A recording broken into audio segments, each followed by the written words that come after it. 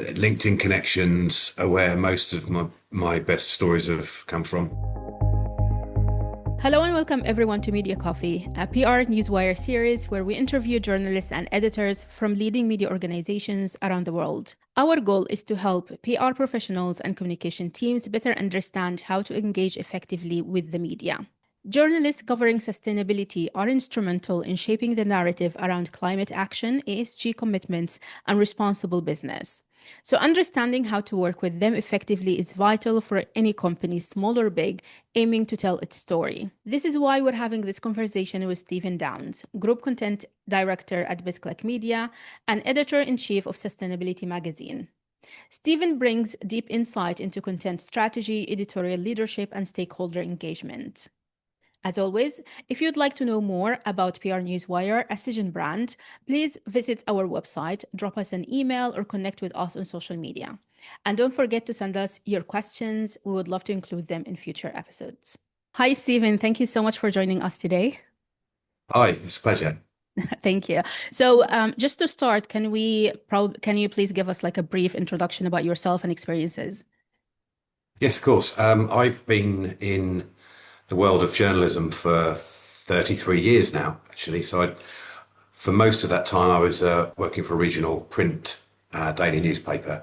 But the last couple of years, I've been working at BizClik Media, which is largely focused on digital magazines, including sustainability, energy, technology, DC. So I think we've got a suite of about 12, and I run the content team for those digital magazines, and we also do events like Sustainability Live. So the last couple of years, I've been taking the lead in that. Were you always interested in sustainability, or is that something you stumbled upon and then continued on working on? I have to be completely honest, I needed a job. And Fair enough. uh, yeah, so it was a couple of years ago, I needed a job, and a friend of mine worked here. The job came up, and they said, "Do you want to be editor of Sustainability Magazine?" And I thought I better look up a bit more detail on what that means. And it took me maybe 2 weeks to be completely into it, to just think, wow, this is such an interesting subject. It affects every aspect of everybody's life. Every business in the world wants to talk about it. And it's actually been so far, and I'm sure going into the future, the most satisfying 2 years of my working life. Sustainability has been around for a long time. Lots of people talk about it, lots of companies, etc. So, from your experience as a journalist, what makes a sustainability story newsworthy? Well, there's a number of things with it, really. They're on a purely journalistic level, because that's what I am ultimately. I'm looking for something that just catches my attention. I'm looking for the hook, which might be a particular brand that a business is talking about. It might be the business itself, something like Pepsi Cola or Kellogg's, something instantly recognizable out there. Or it might be a smaller company that's doing something so extraordinary, like Carbfix over in Iceland, where they're taking CO2 and burying it and turning it into stone in 2 years. And so it's all across the range. But to me, it has to be something that makes me sit up and take notice. It's got to be something eye-catching, ear-catching, and ultimately it's about then making sure that the audience get that story in the right way. When we talk about eye-catching, that I think these kind of terminologies might confuse PR professionals or comms professionals as well a little bit. So when you say eye-catching, are you talking about, and I'm assuming it's probably elements of both, but are we talking about a story itself, like what is it about, or are we talking about like the creative writing of the press release? I think I would say that it's probably about three-quarters the former, three-quarters the actual content and the hook, the the piece of tech or the person. There is, of course, an element of presentation that comes to it, if you get a really grey press release which doesn't have images, doesn't have links to anything additional, it's harder to get excited about it because you can't visualize it. So I do think that the main part of it is, the center of the story, the hook that makes you want to write about it. But additional to that, there is the adornment to it that makes that press release more interesting. The way the intro to that press release is written in a way that invites you in. I think, in a sense, for me, the press releases kind of need to be written a bit like news stories. You need to you need to lure the reader in with a couple of paragraphs at the start that make you really interested. But that's my approach. And what do you think PR professionals should keep in mind while they're writing this kind of press releases to sustainability journalists? That's quite a difficult one. I mean, I've never worked on that side. Obviously, I've never worked in PR, but I've always maintained good relationships with people in PR.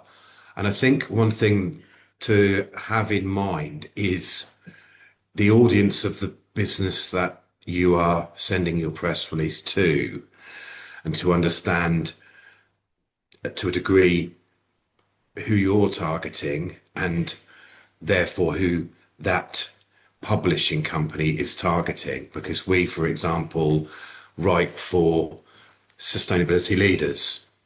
We don't, our content isn't really for a broader sustainability public audience. It's much more about people who work in sustainability. So if I were looking at writing a release that I was going to send to me, I'd be looking to make it more professionally focused in that respect, and less consumer focused and more about, trying to attract those thought leaders and those leaders in the industry.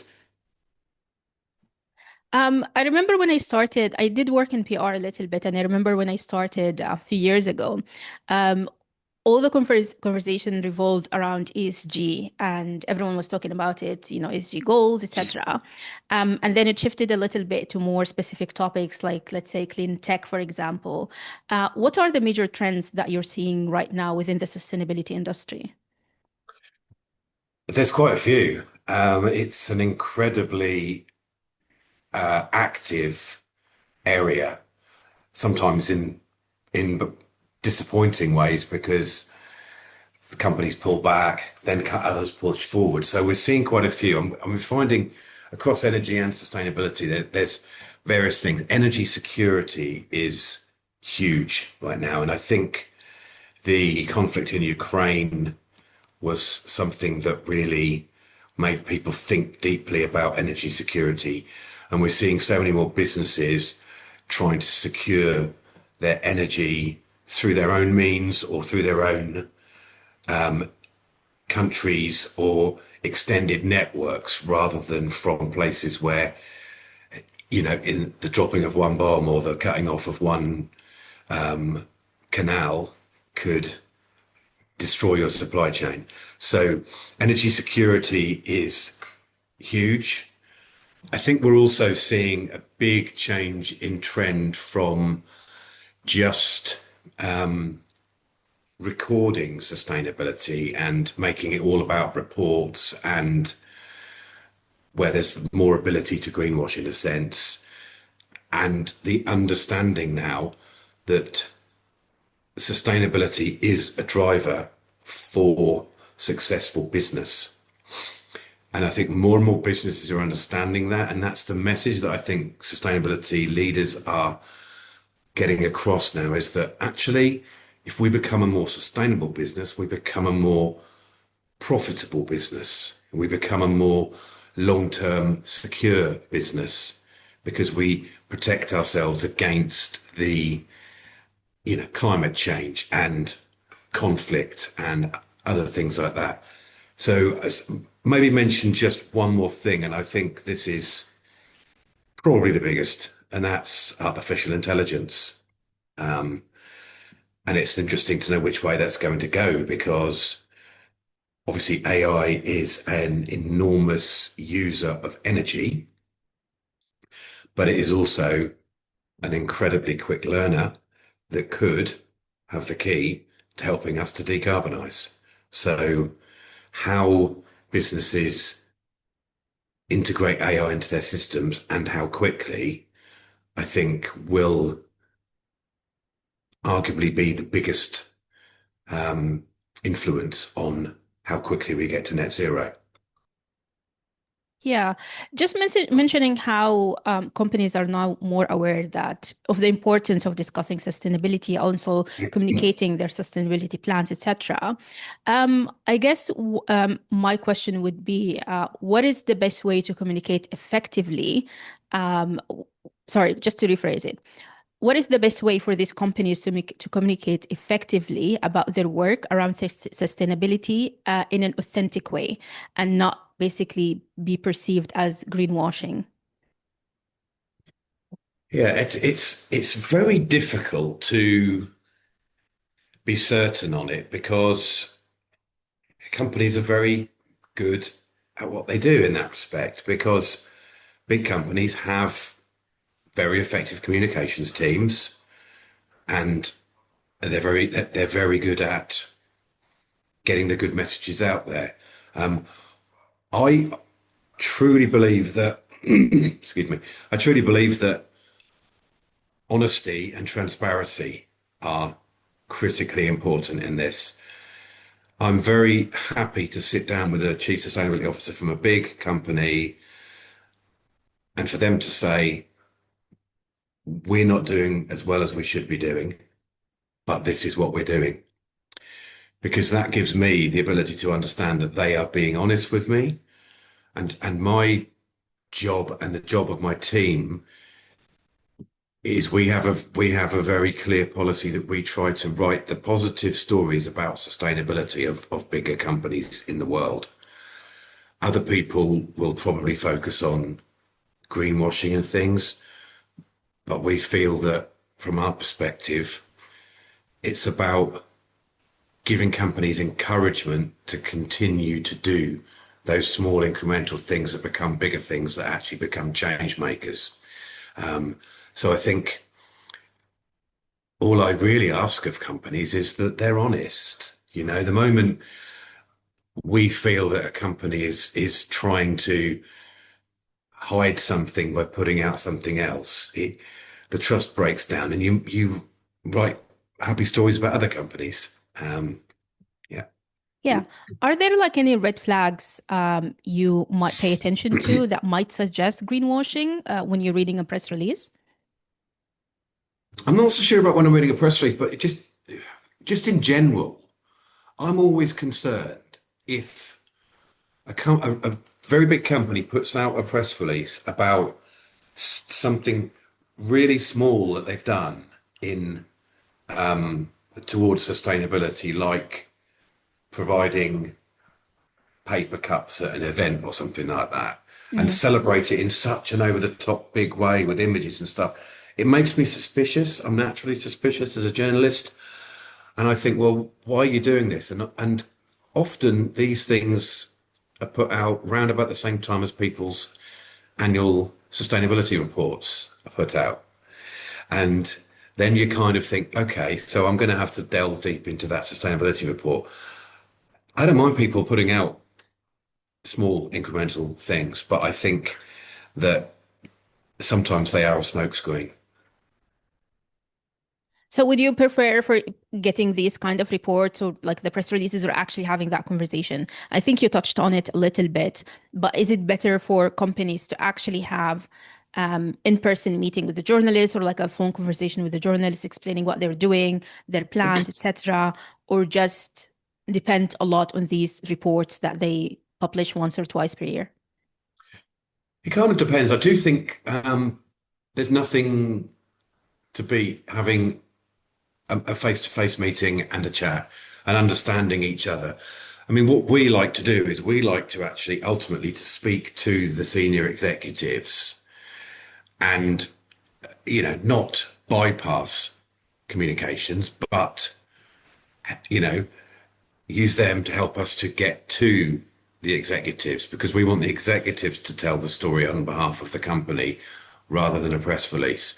We'll do stuff from press releases, but ultimately it's about when you put the face to the company, I think it really helps. You've got the chief sustainability officer of Coca-Cola and they're talking. The authority is different to just having a press release and writing it up.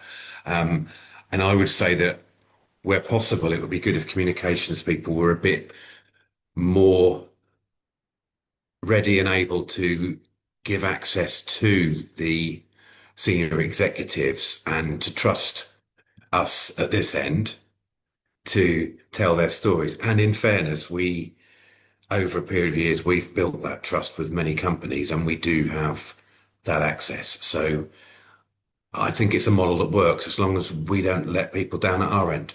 In terms of companies that had previous legal issues or past issues related to sustainability or environmental crisis or negative environmental record, let's put it that way. Um, in your opinion, what is the best way? What would you advise them to overcome that past, basically, and let's say open a new page? I think it's really important that they don't try and hide from it and bury their head in the sand. I mean, I would never name a company in this conversation, but we've had an example recently with a company that has got a very notorious past of damage to the environment and greenwashing. And we tried to work with them. And when we wrote something, they then tried to effectively greenwash what we'd written by making us change the message about their company and to take out the things about the past. And I don't understand that as a model. It to me is just unwise because the moment you get the media offside, you're losing your audience. So I would say any company with whatever their past is, if they want to improve and they want to get a message out that they are working harder for sustainability, I think you just got to be upfront. The conversation has to start with, you know what, we've made mistakes. We've we've not been great for the planet in the past, and we're not perfect, but we want to improve. We want to work with you. We want to do this, this, and this. We're showing you what we're going to do to improve it. And I think that's a good story as much as any story, because if you find it's a bit like redemption, I suppose.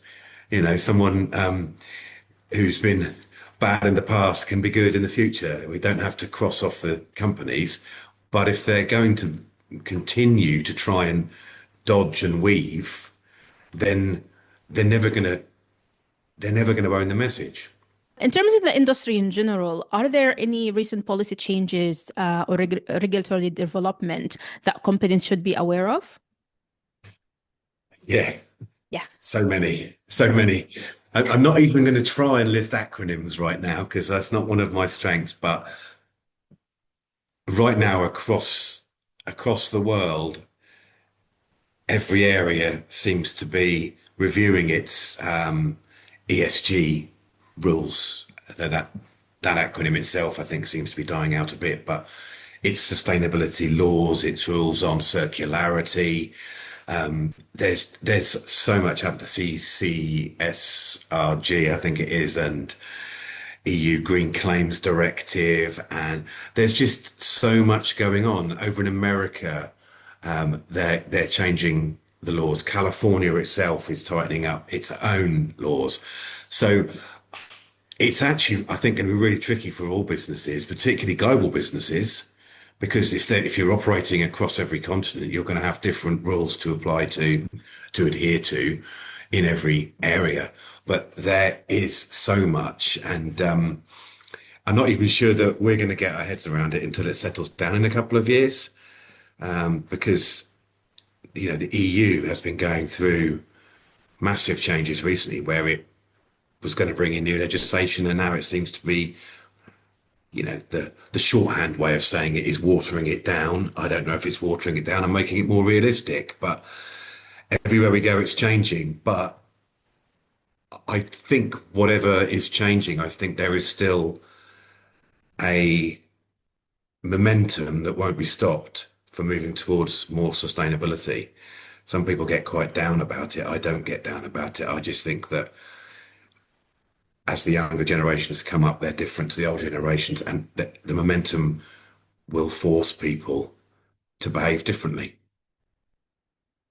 Well, since you're working with global companies, and you don't have to mention a name, of course, but I'm interested to know if you came across a company or if you can give an example of a company that successfully managed to position itself as a leader within the sustainability industry by communications. Yeah, I mean, in this area, I'm very happy to name the companies because it's nice and positive, isn't it? Um, I can think of two. I mean, I could think of loads, but two that stand out. So one is Schneider Electric. Now, I hadn't heard of Schneider Electric before I started working here. I didn't have any reason to. I wasn't going to get products from them or electricity from them. But first of all, they're doing incredible things in the sustainability area. But secondly, they are really good at communicating it in a balanced, non-boastful way. There are things that they do that I think are a good model for all businesses. Their branding is really good in terms of making sure that when they put out releases and they put out anything about themselves, they've got things on their branding that include, 2025 named number one in the Time, whatever list of sustainable companies. They get themselves out there for events as keynote speakers, as hosts for fireside chats. They sponsor events.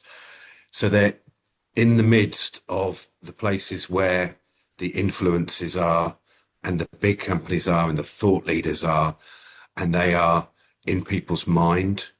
They're also incredibly effective on LinkedIn. I think that's important in the business world. They're very good at how they use LinkedIn. Put themselves forward for a lot of awards, I think, because awards are always good things to have on your CV. Yeah. And I particularly like the way that they celebrate the success of others. I always feel that they're happy to stand to the side and push someone else to the front, a smaller business, and say, we're so proud of what they've done.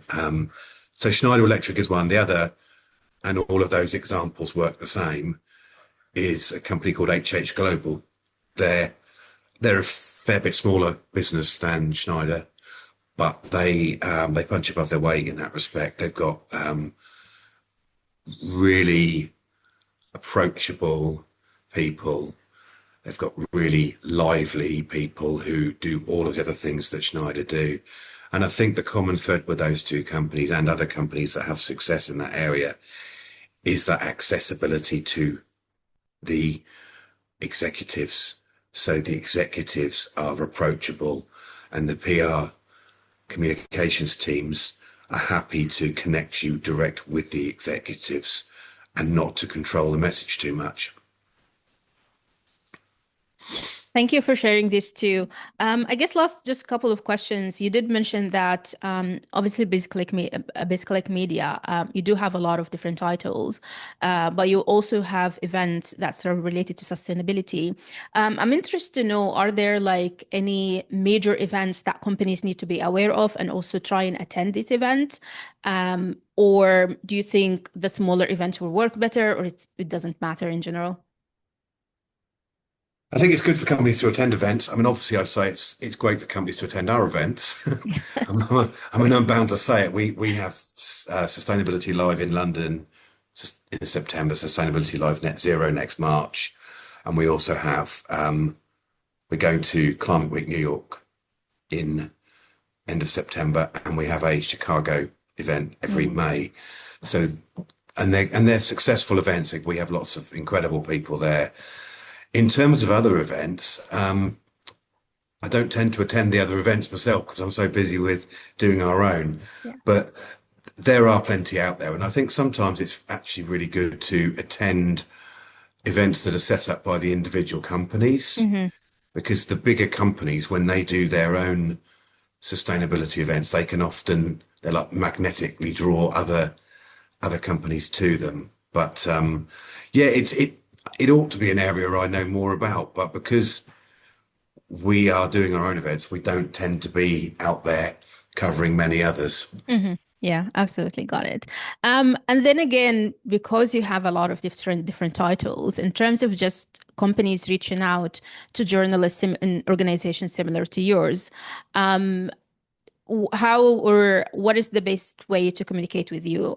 Is it through email, phone call, or actually attending these events to meet you in person? I think the best two ways to start with are email and LinkedIn. I think LinkedIn's a really good way to start that communication. Emails can get a bit lost. You get so many every day, I'm sure you do too. LinkedIn connections are where most of my best stories have come from. And then attending our events, definitely. I mean, because then meeting someone in person, having a coffee with them, talking about next steps, to just getting to know people makes such a difference because then what happens is if you're then thinking, I need to do a story about this particular thing, you think, I spoke to her or to him or at this event and they're in your mind rather than they're not, rather than just being an email address. It's that personal thing. I just think the personal touch is critically important. Yeah, it's always interesting to me to actually listen to journalists answer this question because it differs from, organization to another and from country to another as well. I had people, I think, in Spain, Italy, and Middle East and Kenya as well. In Africa, they were more open to receiving communication through WhatsApp after obviously establishing the first connection with the journalist. That was like quite interesting to know. And now you've mentioned LinkedIn as well. So yeah, it's really great to have journalists answer this question.